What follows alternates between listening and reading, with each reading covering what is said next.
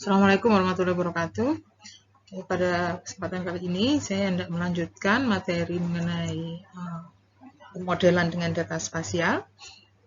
Kali ini saya fokus pada pembentukan matriks pembobot spasial dan bagaimana interpretasi dari matriks pembobot spasial ini jika dipakai untuk memboboti variabel tertentu.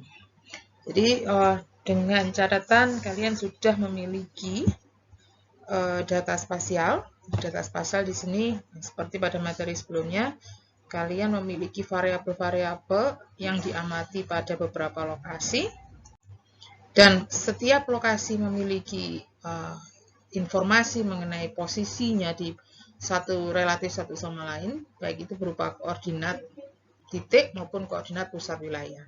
Ya, jadi kalau itu belum ada, kita belum bisa menamakan data yang kamu pakai tadi adalah data spasial. Sudah harus ada infonya. Bahkan di sini nanti saya siapkan penjelasannya dengan asumsi kamu sudah memiliki peta wilayah. Ya, karena di ekonometrika sebagian besar pemodelan yang dilakukan adalah variabel-variabel yang diamati pada wilayah-wilayah tertentu. Jadi di sini nanti matriks pembobot spasial akan merangkum posisi atau konfigurasi lokasi antar unit spasial dalam notasi matematis, matriks namanya, yang berukuran n kali n. Jadi yang tadinya dalam bentuk peta mungkin, koordinat mungkin, nah supaya bisa dioperasikan secara matematis, konfigurasi lokasi ini dinyatakan dalam matriks W. Ya, nah, materi sebelumnya juga sudah saya sampaikan, ketika kamu membentuk matriks pembobot ini berdasarkan kontiguitas ini konfigurasi lokasi dari peta yang berbatasan wilayah gitu ya kira-kira. Jadi yang dibentuk berdasarkan batas wilayah, maka kamu membentuk matriks kontiguitas spasial. Tapi ketika matriksnya kamu bentuk berdasarkan kedekatan, jarak satu lokasi terhadap lokasi yang lain, kita membentuk matriks pembobot berdasarkan jarak. Nah, berikut adalah notasi umum dari bobot yang diletakkan dalam matriks. Yang pertama, matriks C. Jadi matriks ini nanti isinya adalah kode-kode ya yang menunjukkan ketetanggaan atau bukan, atau bisa juga dibentuk dari jarak. Yang penting informasi di baris pertama ini adalah kode yang dipakai untuk menjelaskan posisi wilayah 1 relatif terhadap wilayah-wilayah yang lain. Wilayah 1 sampai dengan N. Nanti pada umumnya yang diagonal ini 0 karena terhadap dirinya sendiri. Ya, tapi tetap saya tuliskan seperti ini, ada isinya C11, C12 dan seterusnya. Yang di baris 2 demikian pula ya, yang merupakan informasi mengenai posisi relatif wilayah 2 terhadap wilayah-wilayah yang lain. Dan seterusnya sampai yang baris ke N adalah kode mengenai posisi wilayah ke N relatif terhadap wilayah-wilayah yang lain. Di mana ketika satu baris ini dijumlah, ya, di setiap baris maka dinotasikan dengan CI titik, di mana CI ini menjumlah seluruh kode tadi, seluruh kode C tadi, CIJ untuk J-nya saja tapi 1 sampai N. Nah, angka ini dipakai untuk bahasa istilahnya adalah menstandarkan, ya, menstandarkan matriks C ini tadi menjadi matriks W, matriks pembobot spasial yang distandarkan baris. Jadi apapun yang didefinisikan di matriks C ini, setiap barisnya dibagi dengan jumlah per barisnya tadi. Di dalam satu baris dijumlah, di baris pertama namanya C1 titik. Jadi di baris 1 semua dibagi C1 titik. Baris 2 yang dijumlah namanya C2 titik. Semua di baris 2 dibagi C2 titik. Dan seterusnya. Yang akhirnya berubah notasinya saya namakan dengan W11 sampai W1N yang sudah memenuhi sifat ke kanan atau satu baris dijumlah akan bernilai 1 akibat standarisasi tadi.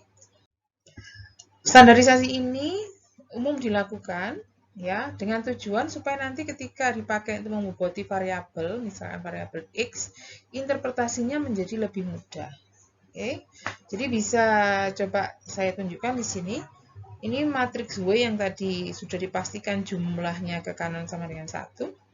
Ketika dikalikan dengan variabel X dalam bentuk vektor, jadi di sini X1 menunjukkan bahwa pengamatan kita mengamati variabel X di lokasi 1, mengamati nilai variabel X di lokasi 2, sampai variabel X di lokasi yang ke N. Jika operasi hitung matriks perkalian matriks ini kita lakukan, maka baris pertama kali vektor ini hasilnya adalah mengalikan setiap W dengan X. Ya, bentuknya kira-kira seperti ini. Padahal di sini tadi infonya adalah bobot dari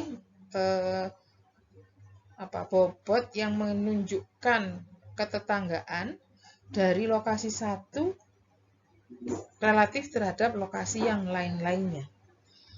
Ya, jadi di sini notasinya saya berikan seperti ini, seolah-olah ini nanti merata-rata, ya, melakukan rata-rata, menghitung rata-rata nilai X atau memboboti nilai-nilai X dari lokasi J yang merupakan tetangganya lokasi.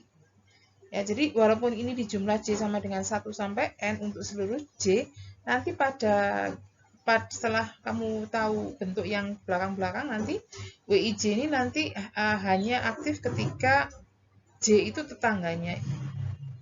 Ya, jadi akan ada nilainya hanya ketika ada tetangga berperan sebagai tetangga, ya.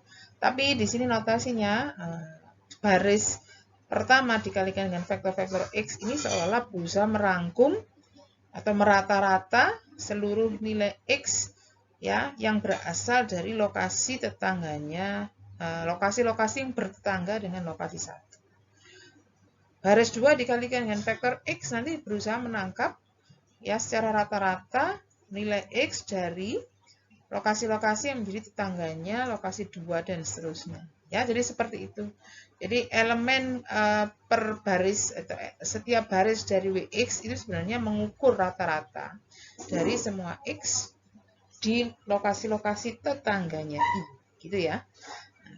Karena standarisasi ini tadi, kalau nggak dilakukan standarisasi, tidak bisa kita mendapatkan bentuk rata-rata ini.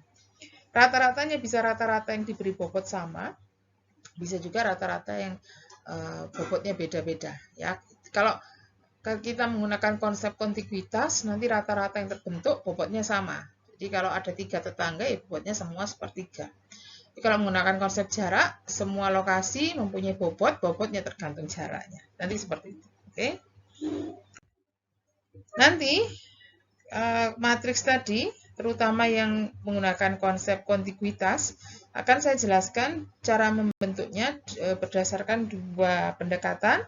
Pendekatan yang pertama dengan asumsi, biar paham dulu, wilayah yang diamati itu membentuk grid beraturan. Grid beraturan itu seperti kertas serimin kotak-kotak itu, ya, yang ukurannya sama.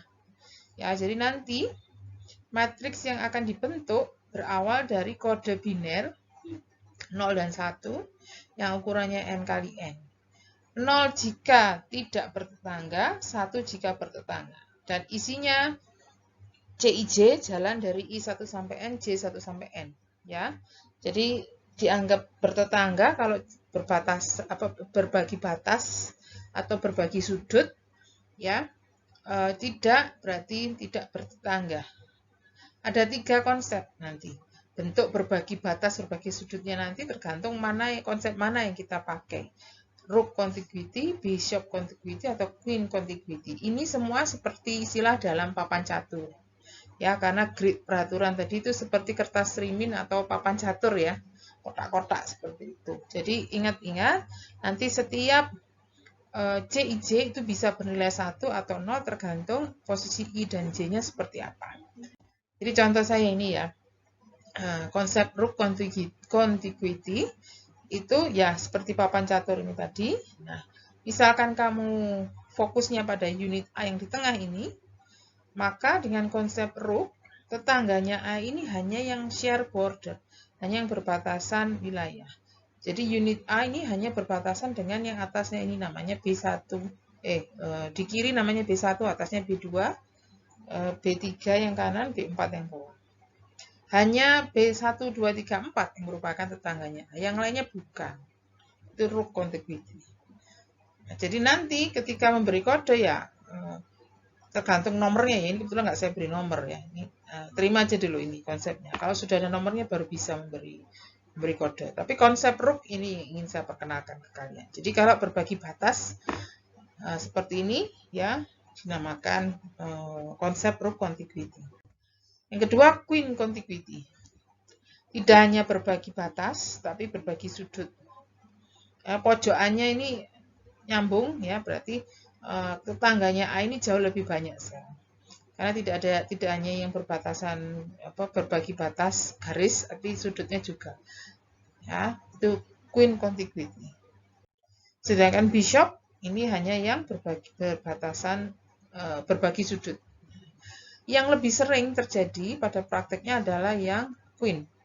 Karena kalau regular grid ya, ini grid yang beraturan jelas kelihatan mana sudut, mana garis gitu, berbagi batas atau berbagi sudut ini kan kelihatan kalau gridnya beraturan. Nanti pada prakteknya kamu di peta wilayah lebih sering berhadapan dengan wilayah yang tidak beraturan ya, sehingga tidak pernah ada pas yang berbagi wilayah garis mepet sama panjangnya gitu, jarang. Mesti ada yang tidak beraturan, bahkan ada yang cuman bersenggolan titik itu juga agak susah karena bidang jika dilihat di peta seperti titik, tapi pada prakteknya di wilayah yang beneran itu kan ya berupa garis juga sebenarnya ya, karena posisi peta itu hanya versi kecil dari realitas ya. Jadi antara queen dan rook itu yang lebih sering digunakan di konsep wilayah yang sebenarnya. Nah, ini akan saya perjelas dengan itu tadi, dengan memanfaatkan grid yang tidak beraturan. Misalkan posisinya seperti ini. Ini yang jauh lebih sering kita alami ya dengan peta wilayah yang sebenarnya. Jadi ini ada lokasi tadi, makanya saya belum bisa menjelaskan dengan grid yang beraturan tadi karena tidak saya nomori. Ini saya beri nomor. Jadi ini ada wilayah 1, 2, 3, 4, 5. Lihat. 1 ini berbagi garis, berbagi batas wilayah dengan 2. Dengan 3 hampir saja dia berbagi sudut saja.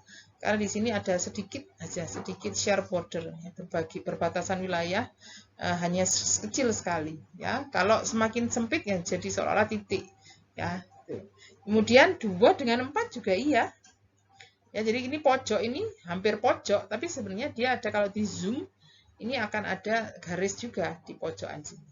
Ya, kalau 4 dan 5 kelihatan, 3 dan 4 ini ada lebih lebar perbatasan wilayahnya. Share bordernya lebih lebar. Jadi yang bisa saya tandai ini kalau gambarnya kecil bisa dianggap sebagai seolah-olah berbatasan bersinggungan sudut, tidak bersinggungan sisi. Ya. Tidak berbagi batas garis, tapi berbagi batas titik seolah-olah seperti itu. Nah, jadi itu hanya masalah besar kecilnya atau skala yang dipakai dalam tampilan peta sebenarnya. Tapi apapun ketika dua wilayah itu berbagi batas, besar atau panjang ataupun pendek, ya itu dianggap sebagai tetangga. Ya, panjang atau pendeknya ini sebenarnya kalau kalian baca lebih lanjut, ini bisa dipakai dalam pembobotan sebenarnya. Tapi kalau di konsep saya, selama dia berbagi batas, ya, panjang ataupun pendek, batas yang share bordernya ini tetap saya anggap sebagai tetangga. Ya, jadi akhirnya untuk memberikan kode C yang menjadi elemen matriks C, saya lihatnya dari gambar ini. Ya, setiap baris merepresentasikan setiap lokasi. Jadi lokasi 1, di situ identifikasinya 1 berbatasan wilayah dengan sepanjang garis ini dengan lokasi 2, dan dengan 3 walaupun hanya sekian. Sehingga kodenya tadi sesuai teori, kalau bertetangga kasih kode 1, jika tidak beri kode 0. Jadi 2 dan 3 saya beri kode 1. Lokasi 2 juga ada 3 bahkan ya, lokasi 2 berbagi wilayah dengan berbatasan wilayah dengan 1, dengan 3 dan dengan 4, walaupun dengan 4 hanya kecil ya share bordernya. Jadi 2 berbatasan dengan 1, berbatasan dengan 3, berbatasan dengan 4. 3 berbatasan dengan 1, 2, 4 juga. Ya, 1, 2, 4. 4 berbatasan dengan 2, dengan 3 dan 5. 2, 3, 5. Sedangkan 5 hanya punya 1 tetangga, yaitu 4. Ini belum distandarkan baris. Si matriks C, 5 kali 5. Nah, kalau mau distandarkan baris, kamu harus menjumlah ke kanan. Ini jumlah ke kanannya 2. Hasilnya dibuat untuk membagi. Jadi 1 bagi 2, 1 bagi 2. Yang ini ada 3, dipakai untuk membagi setiap elemen di matriks ini. Akhirnya menjadi sepertiga, sepertiga, sepertiga. Yang 0 tetap 0. Oke, yang punya 3 tetangga, akhirnya bobotnya sepertiga. Yang punya 1 tetangga tetap 1. Yang punya 2 tetangga, bobotnya setengah.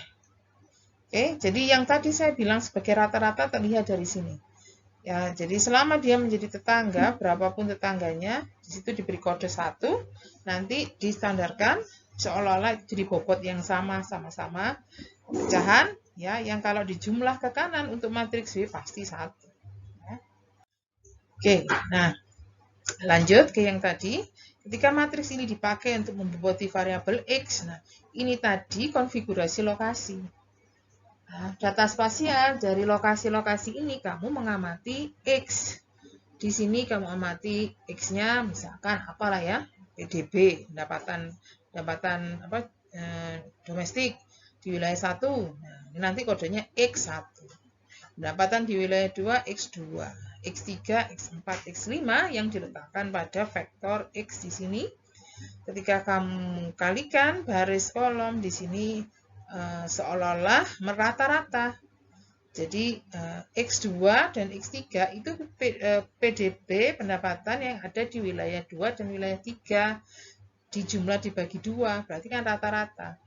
Apa wilayah 2 dan wilayah 3 itu apa tadi? 2 dan 3 itu tetangganya wilayah 1. Jadi elemen pertama ini mengukur rata-rata PDB dari wilayah-wilayah yang menjadi tetangganya wilayah 1. Tetangganya lokasi 1. Oke, kemudian yang baris 2 dikali ini hasilnya menjadi yang 0 kan tidak ikut ya, yang ada angkanya hanya X1, X3 dan X4. X1, X3, X4 dijumlah dibagi 3, berarti 3 PDB dijumlah dibagi 3 di rata-rata. Kenapa hanya 1, 3 dan 4 saja yang di rata-rata? Karena 1, 3, 4 itu yang menjadi tetangganya lokasi 2. Jadi ini bunyinya WX pada baris 2 adalah rata-rata dari PDB yang menjadi lokasi tetangganya wilayah 2. Ini rata-rata PDB dari wilayah-wilayah menjadi tetangga lokasi 3 dan seterusnya. Oke. Konsep itu ya bisa kita terapkan dengan membentuk matriks pembobot spasial yang disusun dari konsep kontiguitas dengan standarisasi baris.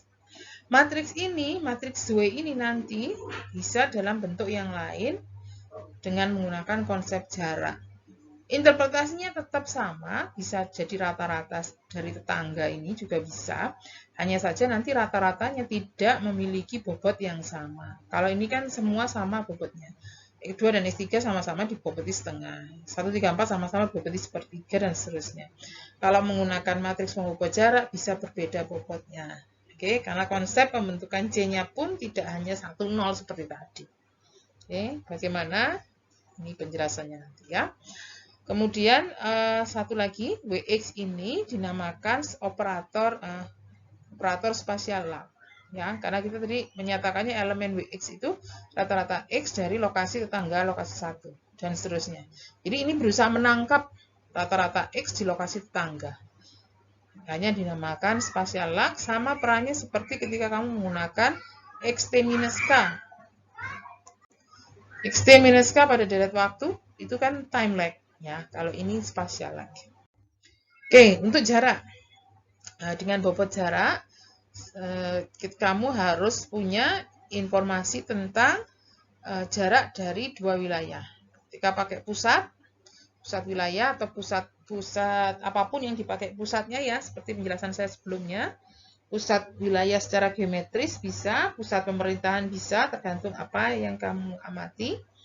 Ya, di situ hitung jarak dari dua pusat. Nah, nanti matriks C sebelum distandarkan baris menjadi matriks W disusun berdasarkan konsep jarak. Dimisalkan, ya, kalau tadi konsep kontiguitas kan nilainya 1 atau 0, 1 kalau tetangga, 0 kalau bukan. Nah, di sini ya, ketika kamu mengasumsikan bahwa perubahan X tadi ya, katakan variabel kita X ya, di sini saya ngomong karakter ya. Dari suatu lokasi memberikan efek secara keseluruhan pada lokasi-lokasi yang lain, tidak hanya yang berbatasan wilayah. Seluruh lokasi di wilayah yang kamu amati, tapi efeknya mengecil seiring jarak. Semakin jauh efeknya semakin kecil. Ya, maka kamu bisa menggunakan inverse jarak ini sebagai dasar pembentukan CIJ. Kalau tadi itu seolah-olah ya hanya yang berbatasan wilayah yang dianggap memberikan pengaruh, yang lainnya tidak. Seluar itu tidak. Jadi misalkan tadi tetangganya 1 itu cuma 2 dan 3 ya. Hanya 2 dan 3 itu yang memberikan pengaruh, lainnya tidak. Nah, di sini dengan konsep ini asumsinya diperluas. Jadi yang menjadi pengaruhnya itu tidak hanya di yang berbatasan langsung, tapi bisa ke lokasi-lokasi lain yang lebih jauh. Tapi logikanya yang jauh tentunya efeknya semakin kecil. Sehingga inverse jarak bisa dipakai untuk menangkap hal itu. Ini kalau R-nya besar, di inverse kan semakin kecil. Jika R-nya kecil, inverse-nya masih besar. Oke, jadi RIJ adalah jarak Euclid antara lokasi I dan lokasi J. Ya, yang tentunya tadi pakai koordinat easting northing seperti penjelasan saya minggu lalu. Ya, semakin jauh, semakin kecil bobotnya. Konsep yang kedua adalah jika kalian mengasumsikan bahwa perubahan X atau perubahan apapun variabel yang kamu amati itu juga memberikan efek, ya, efeknya kalau tadi global bisa sampai lokasi yang walaupun tidak berbatasan langsung, ya, dengan bobot semakin kecil. Nah, di sini efeknya ke lokasi yang tidak harus berbatasan langsung juga, tapi lebih lokal atau jaraknya lebih dekat. Ya, jadi ketetanggaannya tidak harus berbatasan langsung. Ya, misalkan Malang itu Kabupaten Malang berbatasan dengan Kota Malang dan Kota Batu. Jadi seolah-olah efek apa yang terjadi di Kabupaten Malang itu ya hanya terjadi di Kota Batu, hanya mempengaruhi Kota Batu dan Kota Malang. Itu kalau hanya berbatasan, kalau pakai konsep kontiguitas ya. Kalau pakai konsep yang ini, enggak. Ya, efeknya betul lokal, tapi lokalnya itu tidak dibatasi hanya jika dia share border, hanya jika dia berbatasan wilayah. Bisa lebih jauh, tapi tidak sejauh yang tadi, yang pakai inverse distance. Jadi ini konsepnya tetap diberi kode 10, tapi 10-nya tidak membatasi pada yang berbatasan wilayah, tapi pada jarak, radius.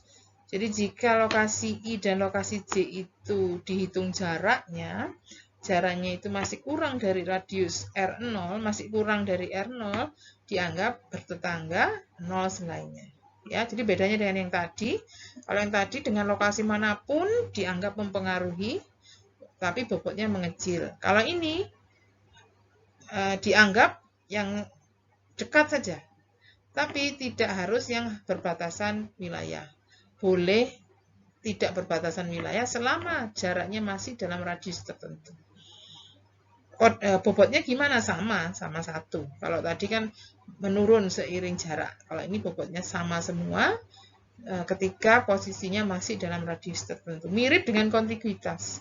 Hanya kalau kontiguitas itu khusus untuk yang berbatasan wilayah. Ya, kalau ini boleh tidak berbatasan wilayah selama jaraknya masih di dalam R0. Penentuan R0 bisa tergantung dari tujuan penelitian, karakter variabel yang diamati. Ya, jadi di sini tidak bisa dipastikan berapa. Bisa juga pakai bantuan analisis yang lain, ya. Bisa analisis semivariogram atau apa yang berhubungan dengan data spasial, ya, mirip dengan autokorelasi itu loh. Ya, kalau kamu menentukan sampai berapa time lag-nya, kamu pakai fungsi autokorelasi. Kalau di data spasial ada, walaupun nggak saya jelaskan di sini, ada semivariogram. Oke. Nah, nanti ketika kamu sudah berhasil membentuk matriks pembobot, matriks pembobot tadi itu bisa dipakai untuk mempelajari pola autokorelasi spasial. Bahkan bisa dipakai untuk pengujian. Jadi, statistik uji yang paling sering dipakai untuk menguji keberartian autokorelasi spasial itu namanya statistik Moran-I. Apakah ada yang lain? Ada. Ada Gerisi, ya, ada yang lain-lain, ya, tapi yang paling sering dipakai di sini yang Moran-I. Hipotesisnya seperti ini, bentuk statistik ujinya sebenarnya mirip dengan korelasi, ya, koefisien korelasi antara X dan Y. Hanya saja di sini yang dipakai korelasi antara Wx dan X. Ya, sini ini seolah menangkap Wx, ini X-nya. Yang bawah ini seperti rumus ragam. Jadi sebenarnya statistik uji Moran ini diturunkan dari rumus korelasi juga. Sama seperti ketika kamu mengukur autokorelasi time lag itu, kan bentuknya juga seperti korelasi, tapi korelasi antara xt dengan xt min k, ya. Ini antara x dengan wx. Wx itu spasial lag-nya dari x, ya. Cuman ini notasinya sudah saya detailkan dalam bentuk jumlah. Sebenarnya asalnya juga dari perkalian matriks, oke. Jadi XI variabelnya, kemudian WIJ itu elemen IJ dari matriks pembobot yang sudah distandarkan baris. Jadi kalau belum ada matriks ini, kamu tidak bisa ngitung autokorelasi spasial. Kemudian ini sifat sifat distribusi dari I, ya, nilai harapan, varians yang terdiri dari macam-macam, ini nggak usah dihafal, ya. Saya cukup sajikan aja sebenarnya supaya kalian tahu ini bentuk eksaknya seperti apa. Nantinya statistik I itu tadi dibakukan, ya, dipakai untuk dengan asumsi tertentu, ya. I itu dapat dibakukan, dikurangi nilai harapan, dibagi akar varians dalam bentuk yang tadi itu, sehingga dia menjadi variabel normal baku, Z yang berdistribusi normal baku. Ketika ingin dilihat signifikansinya, ya ini Z-nya berfungsi sebagai Z hitung, bisa dipakai untuk mencari nilai pi dari Z hitung ini. Seperti biasa yang sudah pernah kalian pelajari sebelum-sebelumnya. Ketika melakukan uji Z, ya, cara ngitung nilai seperti perhitungan nilai pi pada uji Z yang sudah pernah kalian pelajari sebelumnya, ya. Ini saya menggunakan contoh yang ada di buku Arbia untuk penjelasan penerapan konsep tadi, ya, tentang keragaman tingkat pengangguran dan keragaman GDP di 20 region di Italia dari bukunya Arbia, ya. Di buku itu ada pengujian mengenai hukum Okun yang mempelajari hubungan terbalik antara ragam pengangguran dan ragam GDP. Ragam pengangguran tinggi berhubungan dengan ragam GDP rendah dan sebaliknya. Variabel yang diamati adalah variabel GDP dan tingkat pengangguran pada tahun 90 sampai 2010 di setiap region.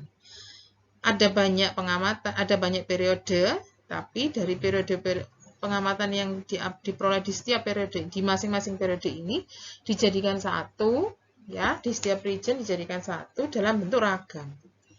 Oke, jadi tingkat pengangguran dari 90 sampai 2010 itu dihitung ragamnya untuk satu region, untuk setiap region. Ragam GDP tahun 90 sampai 2010 dijadikan satu, dihitung ragamnya saja di setiap region. Oke, sehingga hanya ada satu nilai ragam GDP dan satu nilai ragam tingkat pengangguran di setiap region. Ingin dibuktikan apakah hukum tadi berlaku di wilayah ini. Dan jangan lupa, karena ini data spasial, setiap region diberi identitas longitude, latitude, koordinat easting, northing dalam satuan meter yang diperoleh dari pusat regionnya. Ya. Di awalnya dari longitude, latitude yang degree, minute, second yang bisa di-convert ke easting, northing dengan proyeksi UTM. Oke. Ini yang saya taruh di sini masih degree minute second ya, ini masih posisi longitude latitude. Ini variabelnya tadi, ini kode identitas wilayah 1 sampai 20. Oke. Petanya seperti ini. Ya, ada satu wilayah satu region yang berupa pulau. Kalau di Jawa Timur ini seperti Pulau Madura ya, yang tidak berbatasan wilayah dengan region manapun. Region 1 berbatasan wilayah dengan 8, 18, 11, 12 ya. Region 3 berbatasan dengan 2, 5, 4, oke, dan seterusnya. Oke. Nah, sekarang sebelum saya menjelaskan konsep pemanfaatan R untuk mapping dan sebagainya, saya nggak pakai, sebetulnya mappingnya ini hanya sebagai alat bantu untuk visualisasi dulu. Jadi saya meregresikan saja. Jadi variabel yang ada di tabel saya tadi, VGDP sebagai X-nya, VUR sebagai Y-nya, ya saya regresikan. Kemudian saya bentuk garis penduga dari plot ini. Kemudian scatter plot dari seluruh VGDP versus VUR dari 10 region itu saya taruh di sini ya, yang sudah saya beri nomor sesuai posisi wilayahnya. Oke, ini garis penduganya, kemudian ini titik-titik yang menunjukkan kombinasi VGDP VUR berdasarkan lokasi. Oke, nah apa yang bisa terungkap dari sini? Ada titik-titik yang berada di atas garis yang menunjukkan sisaan positif. Ya, ini kalau dihitung nilai VUR secara pengamatan dikurangi prediksinya ada di sini. Jadi sisaannya positif. Sedangkan yang di bawah garis, VUR yang diamati itu di sini, ya nilai ini dikurangi dengan prediksi yang posisinya ada di atas. Jadi di sini titik-titik ini mempunyai sisaan yang bernilai negatif. Nah, sekarang kalau kalian tidak tahu posisi wilayah ya dengan peta dengan bantuan peta ini, maka ini seolah-olah ya sudah, ini ada ya wajar aja ada beberapa titik di atas dan di bawah garis. Nah, berhubung kalian punya petanya, peta ini bisa kamu hubungkan dengan fenomena di sini. Ceritanya ya, yang di atas garis atau yang sisaannya positif tadi itu posisi wilayahnya ya sudah saya beri kode. Wilayah 2, 3, 4, 5 dan seterusnya yang sebelah sini ya 15, 14, 12. Kalau kamu lihat di peta 2, 3, 4, 5, 12, 14, 15 itu posisinya di selatan. Sisaannya positif. Sedangkan titik-titik yang ini 1, 6, 7 dan seterusnya ini ya, ini posisinya ada di ngerompol di sini sebelah utara gitu. Nah, inilah yang disebut dengan autokorelasi spasial yang terjadi pada sisaan. Jadi sisaan positif dan negatif ini kok ngerumpul gitu ya, berada di lokasi yang saling berdekatan. Yang negatif yang positif ada di selatan, yang negatif ada di utara. Nah, makanya regresi dari regresi VUR versus VGDP ini, jika tidak kamu perhatikan posisi relatif satu sama lain, akan menghasilkan sisaan yang berautokorelasi spasial. Dan itu melanggar konsep kebebasan di regresi. Di regresi itu harusnya sisaan tidak menunjukkan pola. Sisaan menunjukkan fenomena saling bebas. Nah, di sini tidak lagi berlaku. Sehingga sebetulnya model yang harus kamu pakai adalah model regresi spasial. Jadi ini kesimpulan dari hasil analisis regresi yang tadi saya buat ya. Sisaan dari penduga MKT yang tidak mengakomodir konsep spasial itu berautokorelasi spasial. Ya. Dari gambarnya kelihatannya begitu. Kita belum melakukan uji sebetulnya, tapi dari gambar itu kelihatan. Kemudian nanti secara formal memang harus ada ujinya. Dengan uji kita harus membentuk terlebih dulu matriks pembobot spasial, dan itu bisa memanfaatkan R dengan package ini dan tambahan package-package lainnya untuk bantuan mapping. Ya, jadi dari hasil ini nanti ketika sudah dikonfirm memang ada autokorelasi spasial, maka regresi yang kamu pakai seharusnya regresi yang sudah mengakomodir faktor lokasi, atau di model-model ini adalah model ekonometrika spasial. Oke, untuk pemanfaatan R, kamu butuh install package ini ya. Ada SPDEP, ada SPData, SF, dan RGDAL. Ya, ada beberapa package yang bisa kita pakai sebelumnya, map tool atau apa gitu ya, tapi sekarang sudah tidak bisa. Ya, waktu saya awal membuat buku ekonometrika spasial dengan R itu masih bisa saya pakai map tool. Di sini sudah tidak bisa lagi, jadi saya update, diganti versinya dengan menggunakan SF dan RGDAL. Ini diinstal dulu, nanti perintah library masing-masing ini di running supaya bisa jalan. Ya, kemudian kamu bisa membentuk matriks pembobot spasial kalau sudah memiliki shapefile dari wilayah yang menjadi pengamatanmu. Ya, ini shapefile ini biasanya kompatibel dengan ArcGIS, saya nggak rekomen, ini berbayar. Kompatibel juga dengan Geoda, ya, shapefile ini. Jadi kalau Geoda tidak berbayar sama dengan R. Nah, biasanya ini tersedia di web-web online ya, yang tersedia secara online secara free.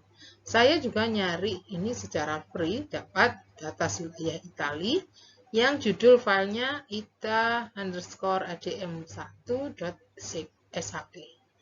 Ya, shapefile namanya, tapi dia satu rombongan gitu loh. Jadi kalau kamu mendownload shapefile ya, batas wilayah suatu negara atau batas wilayah tertentu, itu file yang kamu download itu biasanya memiliki beberapa ekstensi ya, yang judul depannya sama, ekstensi belakangnya beda-beda.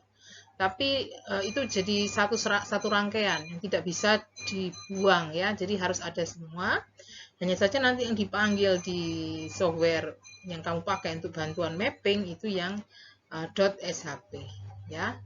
Bahkan ada yang belakangnya .dbf, itu nanti bisa dibuka karena itu berperan sebagai tabel ya untuk storing variabel dan lain-lain ya.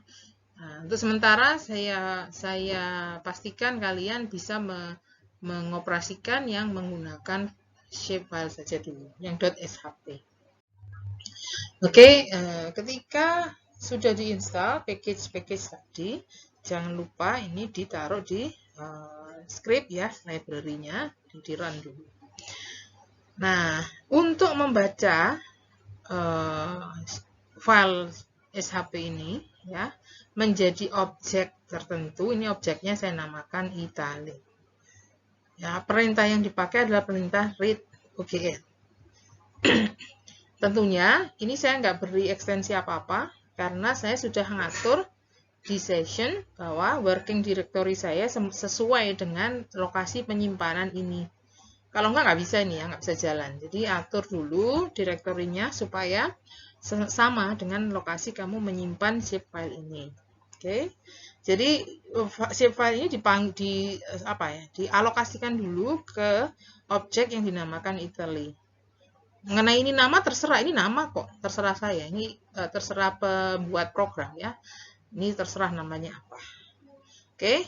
Perintah yang di baris 6 adalah perintah untuk membuat gambar ya, menggambar plot. Perintahnya adalah plot, itu menggambarkan, menyajikan dalam gambar objek yang tadi berasal dari shapefile ya. Dari shapefile di store ke objek Itali dan objek tadi digambar. Kemudian setiap wilayah yang ada di objek Itali ini tadi, ada beberapa wilayah, 20 kan tadi ya, 20 region, diminta untuk menghitungkan pusatnya, koordinatnya. Koordinat sini perintah, sedangkan koor ini nama, terserah kalian namanya apa. Itali ini objek yang tadi ya, yang terbaca dari shapefile. Oke, habis itu ini teks ini dipakai untuk memberikan identifikasi, letaknya di pusat, ya, di pusat koordinat tadi. Di pusat setiap koordinat diberi nama sesuai ID dari wilayah Italia tadi. Jadi Italia ini kalau kamu coba bikin apa, langsung type di session ya. Ini kan saya langsung plot Italia, tapi kalau kamu iseng di session type aja setelah ini di assign ya, shape filenya kamu minta untuk di assign ke Italia, kamu type di session Italia gitu, akan keluar beberapa baris yang menunjukkan apa saja yang ada di objek Italia ini walaupun tidak berbentuk gambar. Nanti salah satunya akan kelihatan bahwa di situ ada identifikasi ID. Jadi ini kalau saya kasih string ini, ya, Italy string, ini stringnya macam-macam yang bisa kamu di RStudio akan terlihat. Ada berapa saja. Kamu type Italy string akan muncul beberapa identitas mengenai apa saja yang ada di file SHP ini yang sudah kita alokasikan ke objek Italy. Yang saya butuhkan adalah ID underscore 1 karena di ID underscore 1 itu tersimpan nomor-nomor wilayah 1 sampai 20. Oke. Nah, ketika di run perintah ini hasilnya seperti ini. Oke.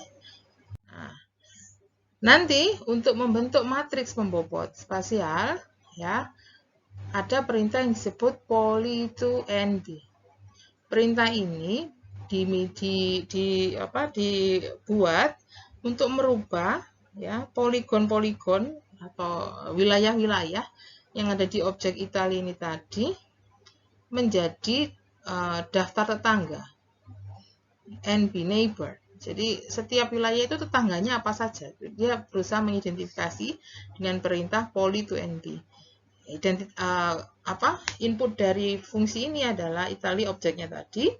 Nah, Queen ini adalah kontiguitas, konsep kontiguitas yang kita pakai yang berbatasan sisi sudut. Ya, yang tadi pojok sama garis tadi itu loh ya, bersinggungan sisi sama bersinggungan sudut. Berbatasan sisi dan berbatasan sudut. Ada yang lain, misalnya kamu pakai rook atau bishop, tinggal ganti di sini rook sama dengan true, bishop sama dengan true gitu ya. Nah, dan nanti ya hasil dari list tetangga ini tadi kan disimpan dalam objek cont_nb, harus di-convert lagi dalam menjadi matriks. Dengan perintah neighborhood list ini tadi dirubah menjadi matriks W tapi juga masih berupa daftar. Kenapa harus begini? Karena list W ini nanti yang bisa dipakai untuk operasi hitung autokorelasi spasial. Jadi bentuk dari matriks ketetanggaannya bukan dalam bentuk matriks, benar-benar matriks seperti yang tadi N kali N, tapi dalam bentuk daftar tetangga, tapi sudah dalam notasi matriks, sudah berupa matriks ketetanggaan, tapi formatnya yang kompatibel dengan fungsi autokorelasi spasial itu yang list dalam bentuk daftar. Ya, matriks tapi dalam format daftar. Jadi perintahnya nb to list W. Disimpan dalam objek yang dinamakan W. Oke. Nah, sayangnya ketika ini saya kita run, ada bunyi ini. Error. Empty neighborhood set file. Kenapa? Lihat tadi petanya. Ada satu region 14 yang tidak punya tetangga berbatasan wilayah. Kan pulau exclude ya, yang dia di luar dari mainland seperti Madura gitu misalnya. Dia tidak berbatasan wilayah dengan manapun, sehingga konsep ini tidak jalan. Yang Queen contiguity ini tidak bisa diterapkan, ya, tidak bisa dibentuk gara-gara itu. Lalu bagaimana? Saya nggak dapat W-nya jadinya, padahal mau dihitung matriks mau menghitung autokorelasi spasial harus tahu W apa ya. Ada konsep lain ya, nanti konsepnya Queen kontiguitas itu boleh tetap dipakai, tapi saya melakukan modifikasi khusus hanya untuk region 14. Saya anggap region 14 itu ya mempunyai tetangga region 16. Jadi saya ini hybrid ya, menggabungkan konsep Queen kontiguitas dengan jarak. Yang point kontiguitas saya terapkan di semua wilayah selain 14. Sedangkan wilayah 14 saya menggunakan konsep jarak. Dan dari 14 itu jarak terdekat adalah region 16. Jadi tetangganya region 14 nanti region 16. Tidak akan lagi ada empty set ya, tidak akan lagi ada lagi region yang tidak punya tetangga. Oke, tapi R tidak bisa mengatur ini. Kamu harus mengatur ini dari file eksternal. Ya, konsep modifikasi ini bisa dikerjakan dengan dari luar. File eksternalnya ini nanti dapat dipakai, kamu bisa memanfaatkan Notepad. Ya, Notepad di laptopmu itu loh, cari Notepad ya, type di situ, nanti menyimpannya dengan ekstensi .gal. Misalkan kamu kasih nama italy.gal. Bentuknya seperti apa formatnya? Per baris, jadi ada baris banyak. Ini heading yang menjadi sintak ya. Jadi sintaknya kalau kamu objekmu tadi namanya Italy, di sini juga kamu kasih nama sesuai objek poligonmu tadi ya. Objek yang tadi membaca dari shapefile tadi loh, kan namanya Italy. Kamu kasih nama Italy sesuai objeknya. 020 ini menunjukkan bahwa dari objek kamu tadi itu ada 20 wilayah, 20 region. 020 ini sintaks sesuai banyaknya wilayah pada shapefile. Kemudian ini namanya saja ya. Jadi namanya saja. Nanti akan ada file atau akan ada kode wilayah-wilayah di Italy ya yang kamu simpan dalam vektor tersendiri. Jadi ini nanti butuh tambahan spesifikasi vektor tersendiri yang menunjukkan kode nomor. Tadi kayaknya sudah saya sebutkan ya. Jadi nomornya itu 1 sampai 20 itu untuk memberi kode dari wilayah-wilayah ini. Ya, belum saya tampilkan, nanti setelah ini ada di R-nya, ini harus ada spesifikasinya. Tapi sudah saya pakai di sini. Jadi rencananya ini namanya ya. Kemudian ini format juga dimulai dari, coba ini lihat, 1 wilayah 1, 2 wilayah 2, 3 wilayah 3, nanti di sini ada 4 dan seterusnya sampai ini wilayah 18, wilayah 19, wilayah 20. Jadi selang-seling gitu ya. Nah, yang di sininya list. Jadi wilayah 1 memiliki 4 tetangga. Siapa saja? 8, 11, 12, 18. Tahunya dari sini kan, dari peta ini. 1 memiliki 4 tetangga. 8, 11, 12, 18. Urutkan aja ya dari kecil ke besar. 2 memiliki 3 tetangga. 1, 2, 3. 2 itu ini sih, sorry. 2 memiliki 3 tetangga. 3, 5, dan 12. Nah, ini dituliskan di sini. 2, wilayah 2 memiliki 3 tetangga. Siapa saja? 3, 5, 12. Wilayah 3 memiliki 3 tetangga. Siapa saja? 2, 4, 5. Gitu loh. Sampai yang terakhir, khususnya yang 14 ya. Kebetulan 14 ini nggak kelihatan. 14, di sini kodenya 14.1 seharusnya. Ya. Saya tuliskan aja.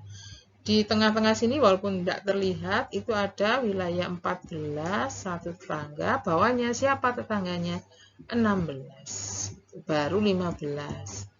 15 ini kayaknya hanya punya 1 juga, 1 tetangga. Siapa saja tetangganya dan seterusnya. Jadi pas seperti itu, ya. Oke, ini simpan di Notepad. Ya, ketika kamu simpan di Notepad, jangan lupa tadi filenya bernama apa. Pokoknya harus jangan lupa type.gal. Terserah nama filenya apa, jangan lupa .gal. Panggil nanti ya di RStudio scriptnya. Ini kan barisnya lanjutan dari baris yang tadi. Jangan lupa ya, tadi di Notepad tadi kan ada identitas mengenai region ID ya. Identitas wilayahnya itu kamu letakkan di file apa gitu. Diletakkan dapat kita tahu dari mana yang 1, 2 dan 20 tadi loh. Nah, ini di sini. Jadi ini harus ada deklarasi ini dulu. Kalau nggak kebaca. Jadi deklarasikan dulu bahwa wilayah-wilayah di apa yang kamu beri kode itu tadi mempunyai nomor 1 sampai 20 dan ini seperti biasa saya inputkan sebagai vektor ya, vektor C itu kan input konstan di R. Perintah C ini atau fungsi C ini menyatakan bahwa angka-angka ini menjadi input konstan vektor 1 sampai 20 yang nanti dipakai sebagai identitas di sini. Nah, sekarang saya punya cara untuk membentuk matriks W. Jadi saya berusaha membentuk list neighbor, daftar tetangga ini ya dalam bentuk neighbor ya, daftar tetangga dengan nama NB Italy ini. Saya baca dari file eksternal yang saya type di Notepad tadi. Jangan lupa simpannya di direktori yang sama. Ya, di session yang tadi sudah kamu atur direktorinya, jangan pindah-pindah, letakkan di situ. Dan identitas wilayahnya. Oke, baru ini objeknya bernama NB Italy. NB Italy ini dipanggil ya untuk dirubah menjadi list W ya, matriks pembobot yang dalam format list. Ya, jadi pendefinisian wilayah dulu dengan konstanta, perintah read.gal itu memanggil yang file eksternal tadi ya, dinamakan NB Italy. Terus daftar tetangga ini nanti ya, dirubah menjadi matriks daftar tetangga. Jadi perintah NB2list W ini daftar tetangga dirubah menjadi W dalam bentuk daftar gitu loh bahasanya. Jadi mudah kok mengingat-ingatnya. Sudah, jadi kamu sudah menyimpan matriks W, matriks daftar tetangga dalam bentuk matriks ketetanggaan dalam bentuk daftar, yang kalau kamu type di session W-nya itu isinya apa sih nih, kayak gini nih. Jadi daftar tetangga itu isinya diidentifikasi ada 20 region. Di identifikasi ada link itu hubungan ya, hubungan antar wilayah itu sebanyak 71. Dan dari matriks W ini kan akhirnya terbentuk ya matriks yang sudah distandarisasi, sudah distandariskan baris. Itu secara rata-rata ada bobot-bobot kan tadi akhirnya ya. Kalau yang di contoh saya yang irregular grid tadi ada yang setengah-setengah, sepertiga dan seterusnya. Ini nggak kelihatan, tapi sudah dihitungkan rata-rata bobotnya 17,75. Kemudian secara rata-rata link ada 3,55, ini dibagi 20 aja sih kayaknya ya. Dan bersifat non-simetri. Non-simetri artinya jika satu lokasi tetangga A tetangganya mempunyai tetangga B dan C belum tentu ya. C itu atau matriksnya itu belum tentu simetri lah. Kemudian ini rangkumannya saja. Ya, ada 20. Ini rata-rata aja, summary aja ya. Yang jelas ini di sini hubungan keterkaitannya dari sini ya, secara global. Bukan saya ingin lihat isi matriksnya kayak apa bisa, tapi sebenarnya untuk perhitungan autokorelasi spasial ya cukup ini saja. Kamu nggak usah melakukan langkah yang lebih lanjut ya. Ini sudah cukup karena format yang list W ini sudah yang paling kompatibel dengan perhitungan autokorelasi spasial. Oke. Tapi bisa saja kamu mau cari ya, mau rubah dalam bentuk matriks. Perintahnya NB2mat. Jadi yang ini tadi kan masih, yang NB Italy tadi itu kan masih neighborhood ya, daftar tetangga. Kalau kamu ingin merubah daftar tetangga ini menjadi matriks yang bisa dibaca elemen-elemennya, kalau yang tadi, yang NB2list W itu bentuknya summary kayak tadi itu, nggak kelihatan kan isinya apa saja elemen-elemennya. Kalau mau dirubah menjadi matriks, perintahnya ini NB2mat ya. Tidak saya tampilkan karena hasilnya panjang ya, 20 kali 20. Kamu bisa coba sendiri nanti. Oke. Nah, sekarang untuk lanjutannya, perintah yang saya berikan tadi kan masih mapping, menampilkan peta wilayah. Dari peta wilayah menghitung daftar tetangga. Dari daftar mengidentifikasi daftar tetangga dengan bantuan file eksternal.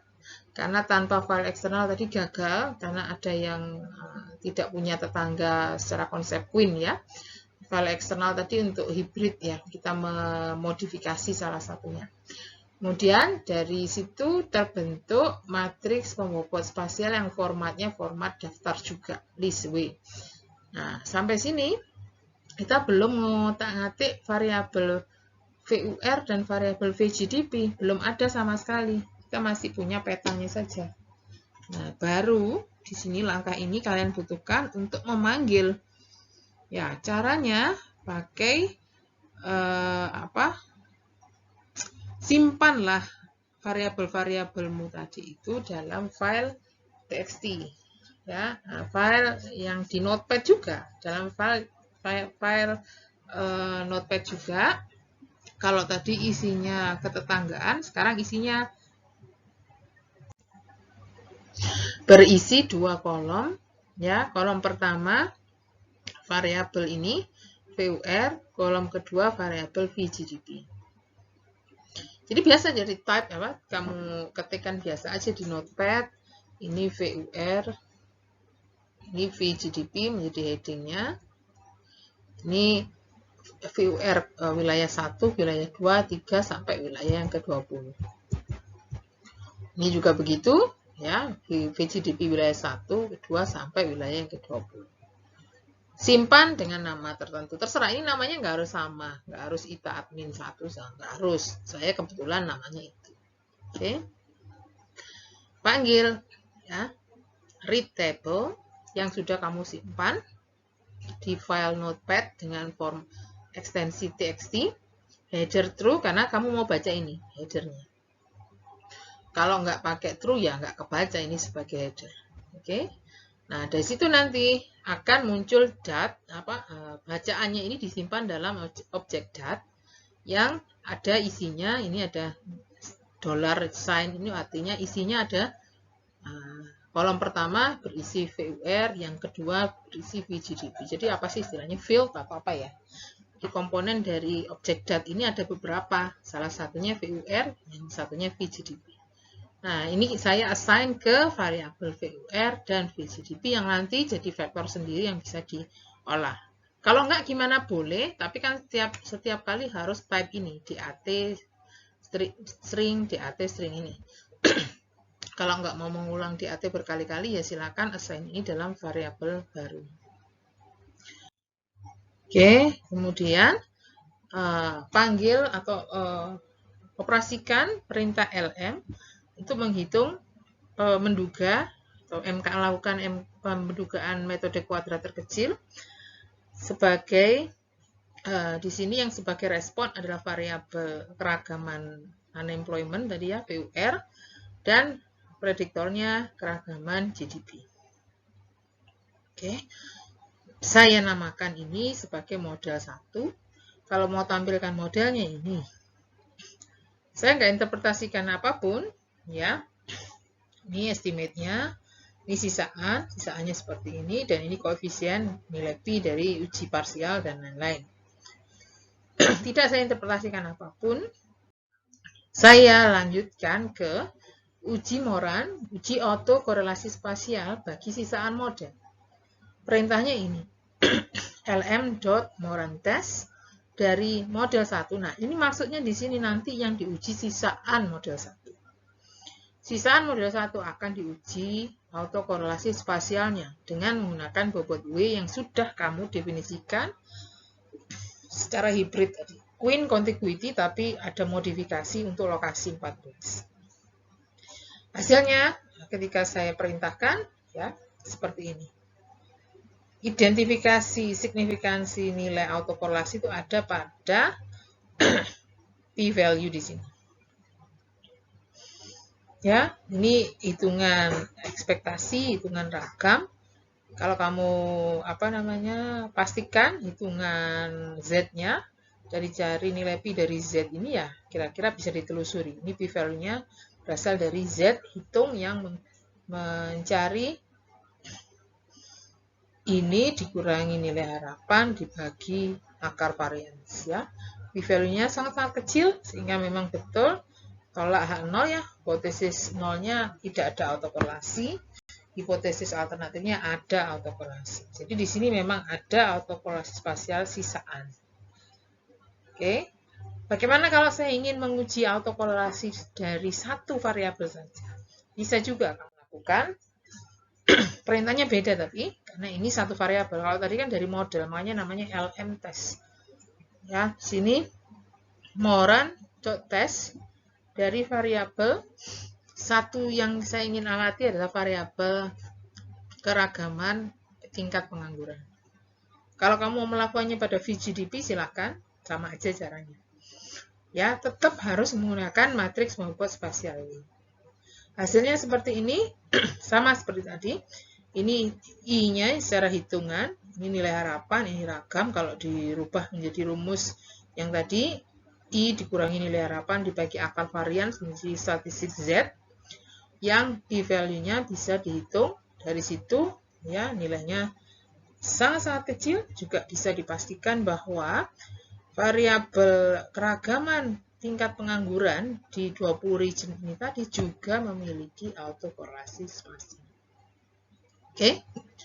Nah, semua identifikasi tadi menunjukkan bahwa tidak cukup kamu melakukan regresi yang klasik di kasus VUR, VGDP region di Italia tadi. Harus kamu expand, harus kamu perluas pemodelannya dengan regresi yang memanfaatkan atau mengakomodir posisi satu lokasi terhadap lokasi yang lain. Nah, konteksnya berada di pemodelan ekonometrika spasial. Mengenai jenis model-modelnya akan saya jelaskan pada pertemuan berikutnya. Oke, seperti itu. Silakan simpan pertanyaan yang ada. Sampaikan pada sesi diskusi. Atas perhatiannya, terima kasih. Assalamualaikum warahmatullahi wabarakatuh.